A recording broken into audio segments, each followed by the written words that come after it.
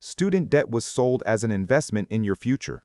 For a lot of borrowers, it now behaves more like a credit score trap tied to that future.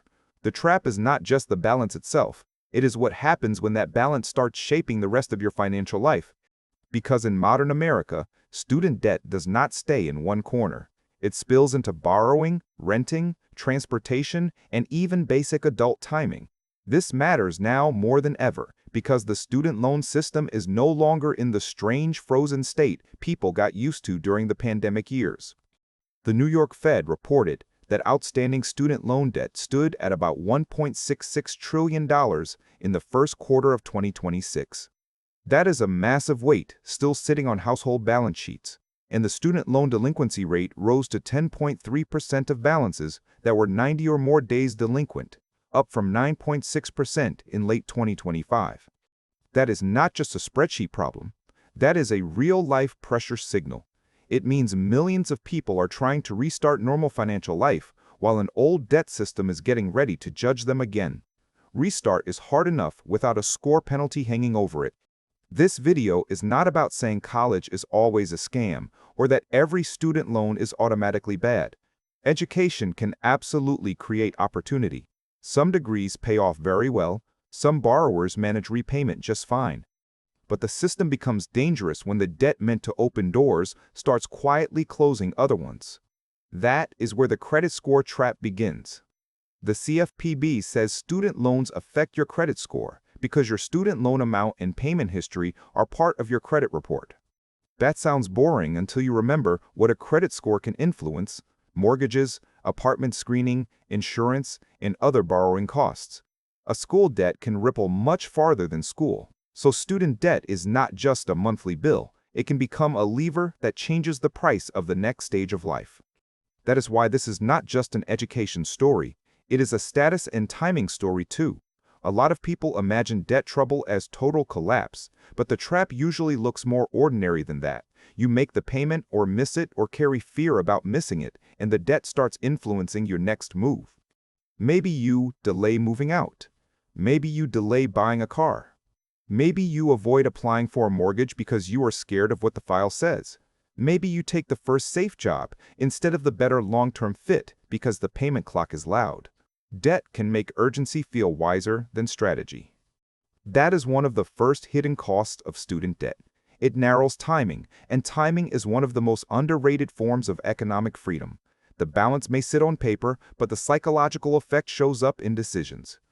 And psychology matters because debt does not only cost money, it changes behavior. Now let's talk about why student debt becomes a credit score story instead of just a repayment story. Credit systems reward consistency, low disruption, and visible reliability. Student debt often arrives at exactly the life stage where consistency is hardest. You are younger, income may be lower, housing may be unstable, and career direction may still be forming. That means a payment problem is more likely to happen right when your credit profile is still fragile. Early mistakes can leave deeper marks because the file has not had much time to mature. And if a federal student loan becomes delinquent, federal student aid says that once you are 90 days late, the delinquency is reported to national credit bureaus. So the damage does not wait forever. The file starts changing while life is still trying to stabilize. If the delinquency keeps going, the consequences get harsher. Federal student aid explains that federal loans go into default when you are 270 or more days late. And default is where the trap becomes much uglier.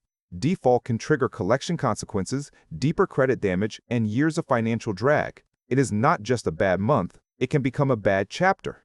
This is why the phrase credit score trap fits. It is not that student debt always ruins life. It is that once things go wrong, the debt can keep making the next recovery step harder and slower. The New York Fed even wrote about federal student loan defaults returning after the pandemic pause. So this is not some old story from a decade ago. It is a live transition happening now. And that matters because a lot of borrowers psychologically adjusted to a pause-era reality that no longer exists. When the system wakes back up, people who are already fragile get exposed first. That is how financial systems usually work.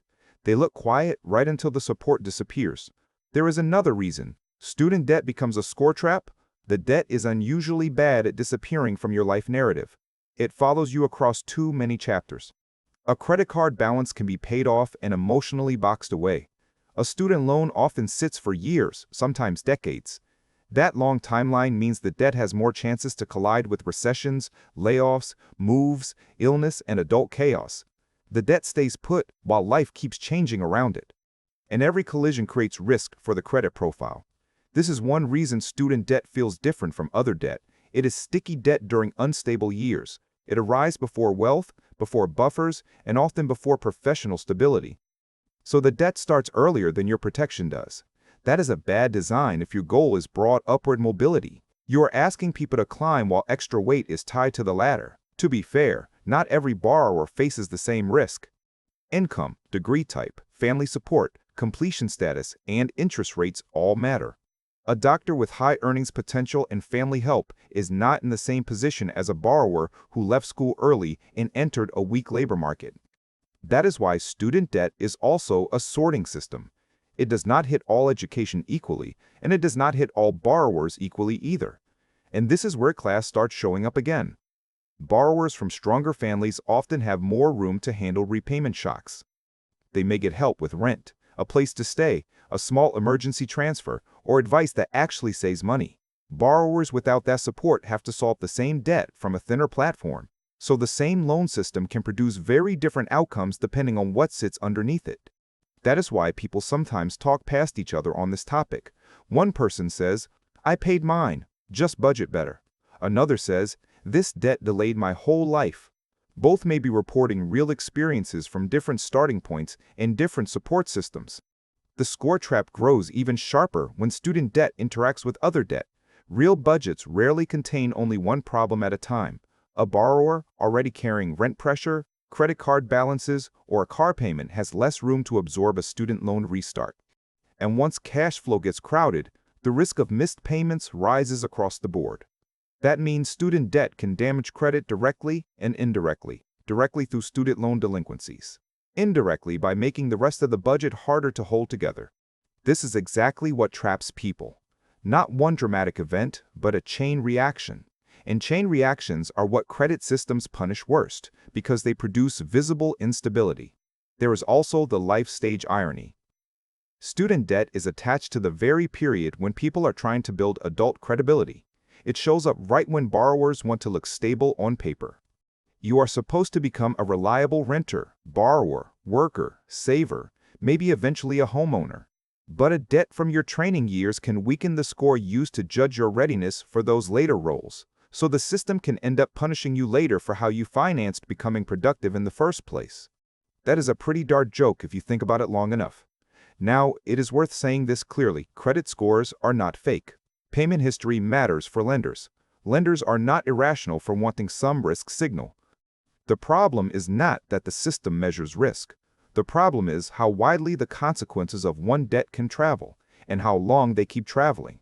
A student loan issue can raise the price of the next car, weaken your housing options, and change how future borrowing gets priced. One educational debt can quietly tax the rest of adulthood. That is why the trap is not just educational, it is infrastructural. It becomes part of the rails your adult life runs on. And if the rails are rough, everything built on them shakes. So what should borrowers actually do? First, stop treating the student loan as a background annoyance. Background debts tend to become foreground emergencies once enough time passes. Background debts tend to become foreground emergencies. Second, know your servicer, your repayment status, and your options before the account gets ugly. The CFPB and federal student aid both have tools and guidance because waiting until panic is expensive. Early action is boring, but boring usually beats damage. Third, if a payment is genuinely hard, act early. Delinquency is a timeline, not a lightning strike. There is often a period where adjustment, enrollment changes, or other solutions are still easier than after damage spreads. Fourth, protect your credit file directly. The score damage is part of the trap, so the file itself has to be part of the strategy. Check your reports. Watch what is being reported. If there is an error, dispute it. Do not just hope the file is fine. Hope is not a reporting strategy. Fifth, if you are in default, learn the official pathways out.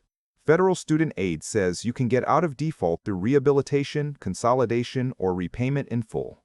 The right path depends on the borrower, but staying frozen is usually the worst one. Sixth, do not let shame isolate you from the system. A lot of financial harm grows in silence before it shows up in numbers. Debt shame is dangerous because embarrassed people avoid opening mail, avoid checking accounts, and avoid asking basic questions. That avoidance can turn a manageable problem into a documented problem. Seventh, if you are rebuilding, focus on the boring foundations that scoring systems actually reward. On-time payments, lower revolving balances where possible, fewer chaotic mistakes. There is no glamorous secret here. Credit repair is mostly disciplined damage control. It is repetitive, unsexy, and still incredibly important. Eighth, be strategic about big moves while your file is weak. If you know your credit is under pressure, that is not the moment to stack random new obligations if you can avoid it. Ninth, remember the bigger lesson. Student debt can be manageable when repayment lines up with income, completion, and stable adulthood. It becomes a trap when unstable early life is forced to carry long-term debt under a score-based system. That is when education financing starts behaving like social friction. That is a design problem, not just a discipline problem. And seeing that clearly matters because it changes the tone from moral judgment to structural understanding. Better diagnosis usually leads to better decisions. The final truth is simple. Student debt is no longer just about paying for school. In a credit score society, it can become a test of adult credibility that keeps showing up years after graduation. It can delay mobility, raise other costs, and narrow choices right when people are trying to build a life. That does not mean borrowers are powerless, but it does mean the game is bigger than just pay on time. You need strategy, awareness, and less shame than the system naturally produces. Because once student debt starts pulling on your credit profile, it is no longer just an education bill. It becomes a trap laid across the road into adult financial life. That is why student debt is becoming a credit score trap.